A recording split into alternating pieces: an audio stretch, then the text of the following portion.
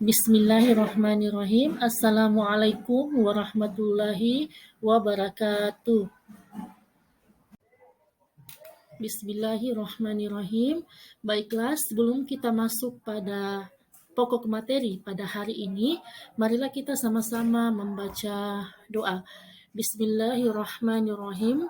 Raditu billahi rabba wa bil islami dina wa bi muhammadin nabiyya wa rasula rabbi zidni ilman warzuqni fahman. Bismillahirrahmanirrahim.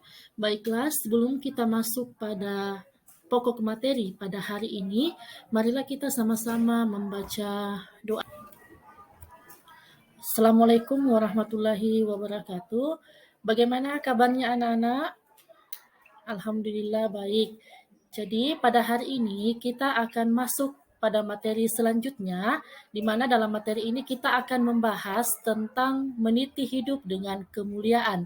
Nah, dalam meniti hidup dengan kemuliaan ini, di sini ada 3 pokok materi yang akan kita bahas, disertai dengan ayat-ayat dan hadis-hadis yang terkait tentang meniti hidup dengan kemuliaan.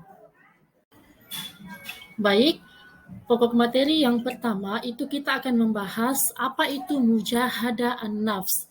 Dan pokok materi yang kedua itu adalah apa itu husnuzan. Serta pokok materi yang ketiga kita akan membahas tentang ukhuwah. Ukhuwah itu apa?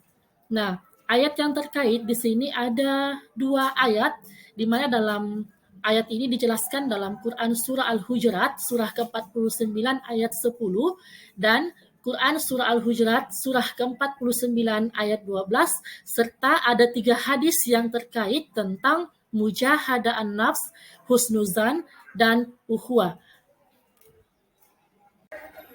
Baik, kita masuk pada pokok pembahasan yang pertama, yaitu mujahadah an-nafs. Apa itu mujahadah an-nafs?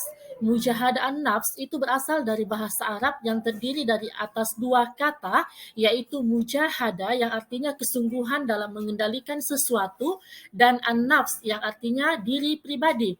Jadi, mujahadah an-nafs adalah kesungguhan dalam mengendalikan diri pribadi atau sikap kontrol diri. Apa maksud dari sikap kontrol diri ini? Maksudnya adalah suatu sikap yang diajarkan Islam agar manusia mampu menjadi pribadi yang tidak selalu mengedepankan hawa nafsu dan emosinya dalam menjalani kehidupan. Akan tetapi, mampu mengendalikan emosi dan hawa nafsunya dengan selalu mengedepankan kejernihan hati dan pikiran serta perilaku mulia yang dapat meninggikan derajatnya di hadapan Allah Subhanahu wa taala. Sebagaimana Rasulullah Shallallahu alaihi wasallam bersabda, yang artinya orang yang cerdas adalah orang yang mampu mengendalikan dirinya dan beramal untuk kehidupan setelah mati. Kita lanjut pada materi yang kedua, yaitu tentang husnuzan. Husnuzan itu biasa disebut juga dengan prasangka baik atau kita berprasangka baik terhadap orang lain, di mana husnuzan itu berasal dari bahasa Arab yaitu husnu yang artinya baik dan zan yang artinya berprasangka. Jadi, prasangka baik atau positive thinking dalam terminologi Islam itu dikenal dengan istilah husnuzan. Sedangkan secara istilah, husnuzan adalah sikap orang yang telah berpikir positif terhadap apa yang telah diperbuat oleh orang lain.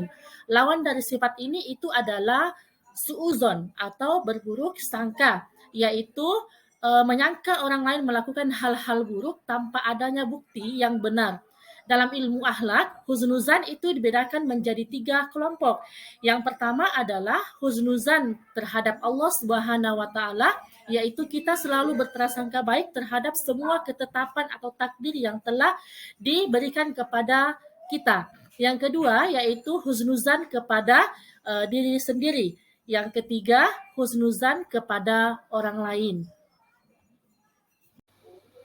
Baiklah, sekarang kita masuk pada dalil atau ayat yang membahas tentang mujahadah an-nafs dan husnuzan, di mana dalam dalil ini terdapat pada Quran Surah Al-Hujurat, surah ke-49 ayat 12. Baiklah, sekarang kita sama-sama menyimak dan membaca Quran Surah Al-Hujurat, surah ke-49 ayat 12 bersama dengan artinya. Bismillahirrahmanirrahim. يا أيها الذين آمنوا اجتنبوا كثيرا من الظن إن بعد الظن إثم ولا تجسسوا ولا يغتب بعضكم بعضا أيحب أحدكم أن يأكل لحم أخيه ميتا فكرهتموه واتقوا الله إن الله التواب الرحيم. Yang artinya, wahai orang-orang yang beriman, jauhilah banyak dari prasangka. Sesungguhnya sebagian prasangka itu dosa, dan janganlah kamu mencari-cari kesalahan orang lain, dan janganlah ada di antara kamu yang menggunjing sebagian yang lain. Apakah ada di antara kamu yang suka memakan daging saudaranya yang sudah mati? Tentu kamu merasa jijik, dan bertakwalah kepada Allah, sesungguhnya Allah Maha Penerima Tobat, lagi Maha Penyayang. Sekarang kita masuk pada pokok materi yang ketiga, yaitu ukhuwah. Kata ukhuwah menurut bahasa berasal dari kata akhun yang artinya berserikat atau persaudaraan. Jika kata ini dirangkai dengan Islamiyah, maka pengertian ukhuwah Islamiyah itu adalah persaudaraan yang bersifat Islami atau yang diajarkan oleh Islam. Persaudaraan atau ukhuwah dalam Islam itu dimaksudkan bukan sebatas hubungan kekerabatan karena faktor keturunan, akan tetapi yang dimaksud dengan persaudaraan dalam Islam adalah persaudaraan yang diikat oleh tali akidah sesama umat muslim dan persaudaraan karena fungsi